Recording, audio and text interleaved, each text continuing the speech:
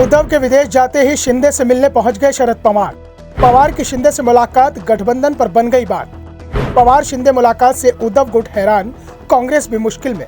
विपक्षी एकता को लेकर बड़े बड़े दावे हो रहे हैं। 12 जून को पटना में विपक्षी दलों की बैठक बुलाई गई है। बैठक में ठाकरे की शिवसेना और एनसीपी को भी न्योता भेजा गया है।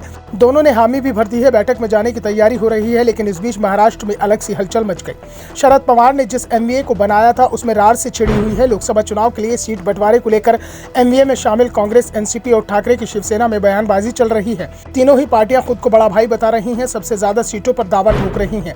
लेकिन इस बीच एनसीपी की एनडीए से भी बातचीत चल रही है। अब तक तो अजीत पवार को लेकर ही खबरें आ रही थी, लेकिन अब शरद पवार पर भी सवाल उठ रहे हैं। एकनाथ शिंदे से मुलाकात करने के लिए शरद पवार सीएम हाउस वर्षा पहुंच गए। आधा घंटे से ज्यादा समय तक बंद कमरे में बातचीत हुई।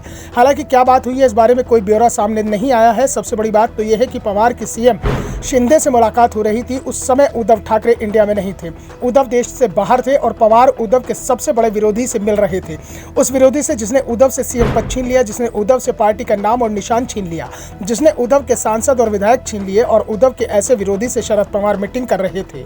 चूंकि उद्धव ठाकरे विदेश में थे, इसलिए शरद पवार मुख्यमंत्री एकनाथ शिंदे से मिलने पहुंच गए। इससे राजनीतिक हलकों में कई की बौहें तन गई हैं। वास्तव में इस यात्रा को और महत्वपूर्ण बना दिया गया है।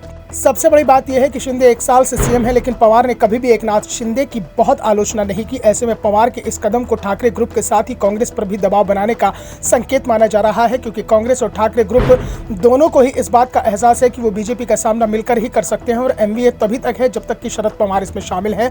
पवार के हटते ही एमवीए का अस्तित्व भी समाप्त हो जाएगा। और पवार की पार्टी एनसीपी में तो पहले से ही इस मुद्दे पर तकरार चल रही है। नेता प्रतिपक्ष अजीत पवार की ओर से ऐसे बयान दिए जा रहे हैं जिससे साफ दिख रहा है कि वो बीजेपी के साथ जाने के लिए तैयारी कर रहे हैं। दूसरी ओर पवार के बयान भी कांग्रेस पार्टी को हैरान कर रहे हैं। वैसे पवार मोदी की तारीफ करने के कुछ देर बाद ही विपक्षी एकता का राग भी अलापने लगते हैं।